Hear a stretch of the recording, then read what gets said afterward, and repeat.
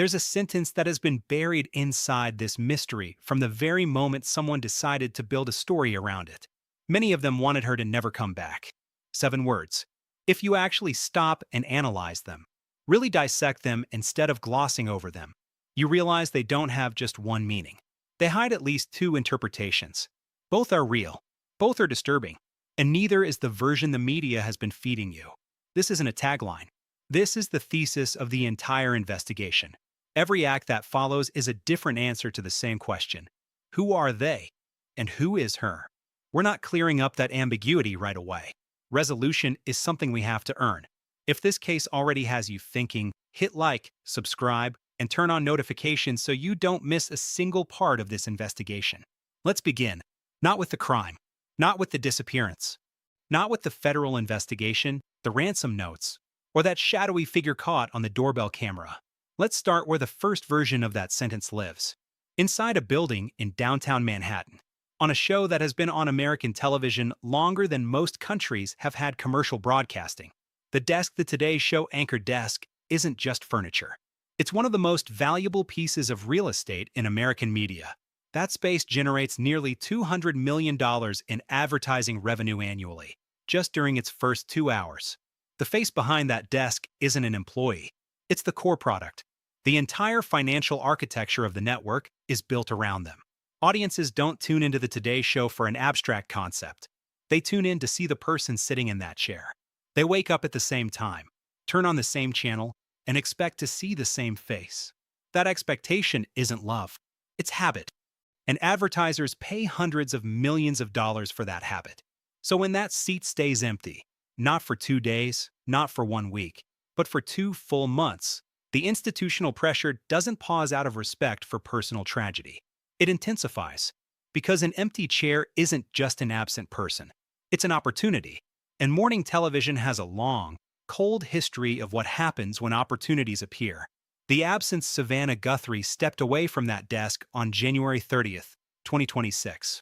She was on medical leave for scheduled vocal cord surgery. That was announced on December 19th, 2025. So routine that her colleagues even joked about it on air. She was supposed to return in a few weeks, just in time for the Winter Olympics, before the public got used to someone else being there. But on the night of January 31st, her mother was last seen being dropped off at her home in the Catalina foothills of Tucson, Arizona. On February 1st, Nancy Guthrie was officially reported missing. Suddenly, that medical leave became something with no return date on the calendar.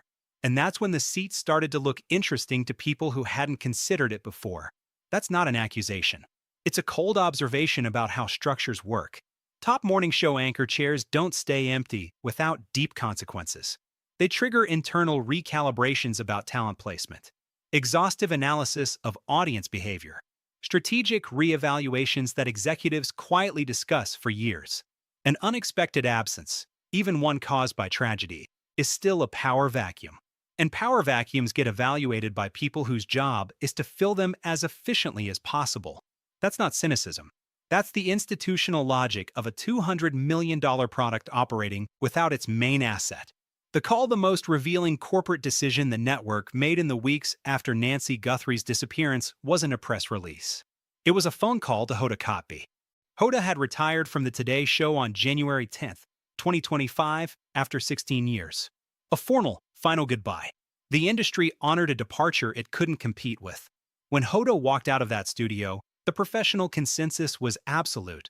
That chapter was closed. But she came back on February 9th, 2026. Not as a guest. Not for a nostalgia segment. She came back to take control of the main news desk. Here's why that decision reveals the network's stance better than any statement. You don't call Hoda Kotb to cover a 2-week gap. You don't pull someone out of retirement after a year away for a situation that has a clear end date.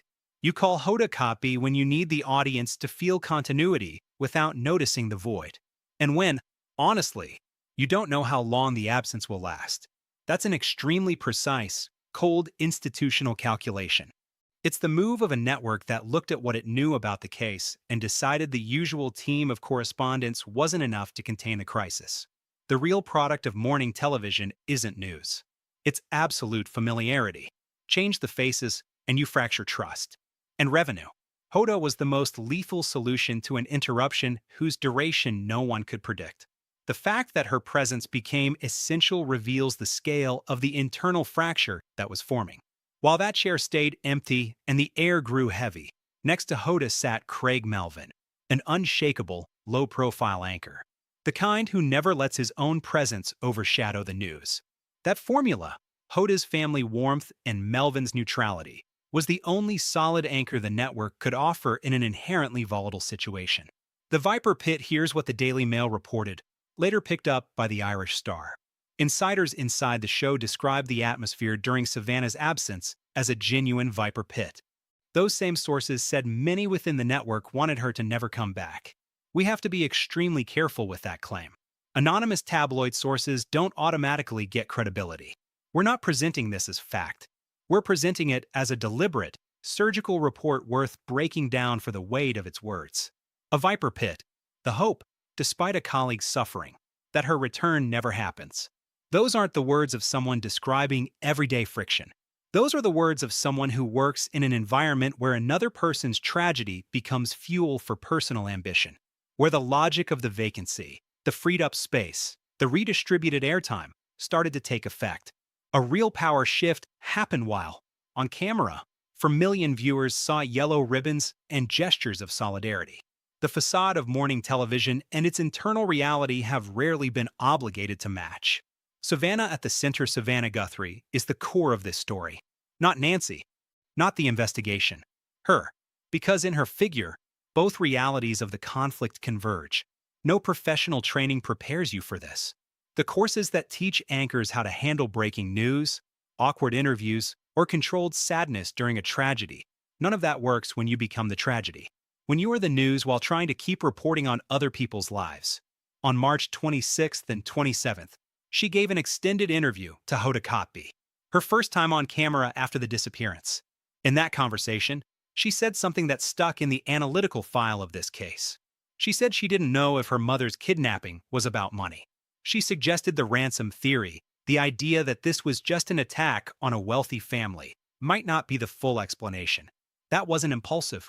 This is a woman who has been in closed rooms with federal agents. Someone who has privileged information and details the public hasn't seen yet. Her communication is meticulous. Calculated ambiguity. It suggests the story everyone knows might hide a much different reality.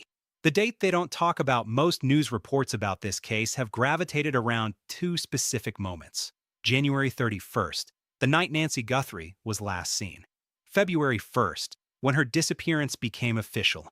But toward the end of March 2026, the Guthrie family made a desperate plea. They asked Tucson residents to check their security cameras, to scour their text messages and private notes. Between the lines, that message hid three key dates investigators were watching closely: January 31st, the early hours of February 1st, and the late night of January 11th. January 11th happened 3 weeks before Nancy vanished. You cannot ignore the psychological and tactical weight of that date. It wasn't random. It wasn't a slip. Every second of that day has a purpose. When federal law enforcement asks a community to remember a night that far back, that's an unmistakable sign of criminal relevance. It means something disturbing happened that night, something whose shadow falls directly on the events of February 1st.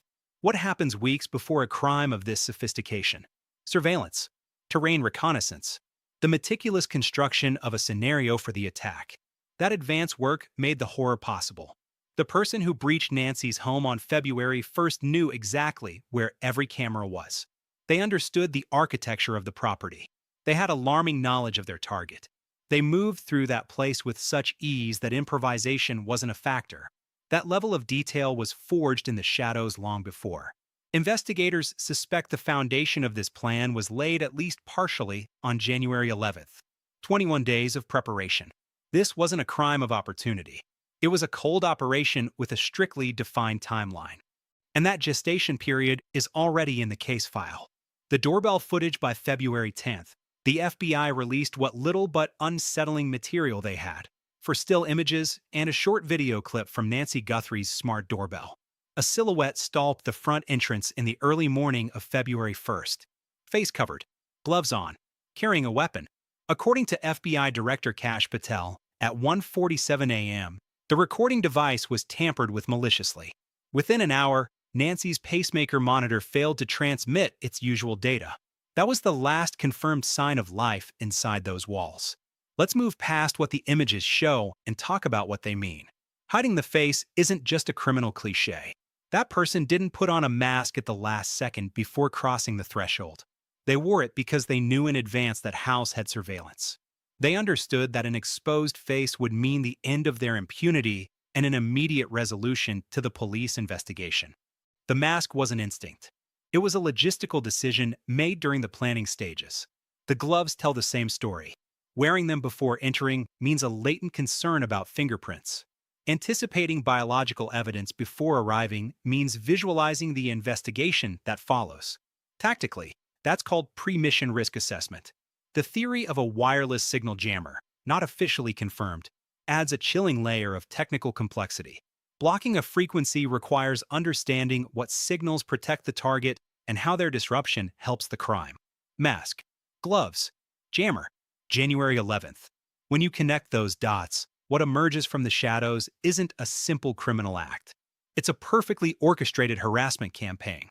A deliberate, intelligence-driven offensive that began weeks before Nancy Guthrie's lens went dark.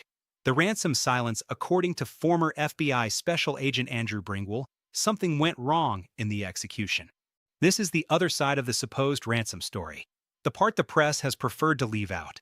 Multiple ransom notes demanding payment arrived at various media outlets shortly after the disappearance. Outlets like KWLD-TV and TMZ. The demands insisted on cryptocurrency. Reported figures hovered around $6 million. The messages included precise details about Nancy Guthrie's home and the clothes she was wearing the night of January 31st. Details that hadn't been released. Details that required intimate knowledge of the victim. The FBI confirmed 2 of these communications had alarming credibility. 2 deadlines were set. Both expired in absolute silence. On February 4th, Savannah and her brothers confirmed the ransom note's existence in a public video. They said they were fully willing to negotiate. On February 7th, they issued a forceful message. They had received and understood the conditions. They publicly begged the captors to return their mother immediately. They said she was invaluable to them. They reaffirmed their willingness to pay. The commitment was made public. On camera, with Savannah Guthrie, one of the most recognizable faces in American television, directing those exact words to whoever was watching. And then, silence. The captors went mute. This is the breaking point. Any analysis of this case has to dissect this with extreme coldness. A family showed public willingness to pay, but 2 deadlines had already passed with 0 response from the other side. No exchange. No proof of life. No counteroffers. No willingness to negotiate. The FBI stated it had no record of any active communication at that point. Harry Trombitis, another former FBI special agent, noted that the economic motive theory seemed to fade with each passing week. That's a technically precise observation. The ransom narrative stopped behaving like a conventional extortion process. When a kidnapping stops following its own logic, the possible explanations shrink to a handful of dark realities. That tomb-like silence after the money offer is the most revealing piece of the entire public record. More than the doorbell videos. More than the blood evidence. The key moment came when the kidnappers received a nationwide public statement that the family would pay, and still chose not to respond. That communication void isn't neutral. It's proof that something much deeper was happening. Maybe an internal fracture. Maybe a distraction tactic. Maybe an operation that had already achieved its true goal and didn't need to close the transaction. Each interpretation suggests a different criminal architecture, and federal investigators are working hard to determine which one holds this case together. 2 groups. One absence. Let's come back to that sentence again. Many of them wanted her to never come back. The first group of suspects hides behind the walls of a corporate building in Midtown Manhattan. The second group is crouched somewhere in forensic records, buried in phone tower data, bank movements, and fingerprints. Neither of them cares about morning television ratings. The second group's only concern is the existence of a witness. Nancy Guthrie was present at the scene. Her ears heard forbidden sounds. Her eyes saw things no one was ever supposed to witness. She has that visceral certainty that only comes from being there physically. knowing what really happened inside that house when the doorbell cameras went dark. That intimate knowledge is the most dangerous and explosive element of this entire criminal investigation. It's not biological evidence or financial records. Those things build a circumstantial case. First-person testimony from the victim herself? That's irrefutable. No legal defense strategy can challenge it. For the people who organized the events of February 1st, Nancy Guthrie's return isn't a relief. It's the end of their impunity. Every day she stays missing is a day they win. A day her accusing voice can't be heard. She was there. She might recognize a voice. She might have glimpsed a face just before the hood went on, or after it came off. She might have heard something, witnessed a key detail, retained any fragment of information capable of exposing her captor's identity. That transforms the investigation from guesswork into tangible fact. No digital evidence can replace the weight of that testimony. And the people who orchestrated this plan know it perfectly. Two truths. One woman, let's be clear. We're not suggesting a conspiracy between the news network and the criminals who took Nancy Guthrie. That plot doesn't exist. What that sentence puts under the spotlight is a specific, deeply uncomfortable truth. One prolonged absence can benefit different interests simultaneously, for completely different reasons. The professional world profits from Savannah's empty chair. The criminal world requires Nancy to stay vanished. They don't communicate. They don't share goals. They probably don't even know the other exists. But both vectors point in the same direction, leaving Savannah Guthrie trapped at the epicenter of those two forces. That complexity is what separates this case from sensationalist headlines designed to generate clicks. We're not here to fill empty minutes. We're here to build the file. And this file still has crucial pages left to write. The return on April 6th, Savannah returned to her desk, 60 days after her mother disappeared, without a single arrest, without named suspects, without a solved case.